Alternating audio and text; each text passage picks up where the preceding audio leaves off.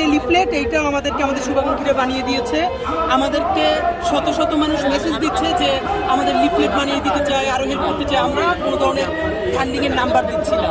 এর মানে সততার সাথে যদি আমরা টিকে থাকতে পারি তাহলে ইনশাল্লাহ পয়সা আমরা দেখেছি বারবার যে রাজনৈতিক দলগুলো শোডাউন দিচ্ছে, বিভিন্ন সমাবেশ করছে, শত শত টাকা খরচ করছে, সেই কাজগুলো আপনি করবেন কিনা? না, আমরা এটা করবো না বলেই তো আমাদের ওই পয়সাও নাই, আর পয়সা থাকলেও করবো না।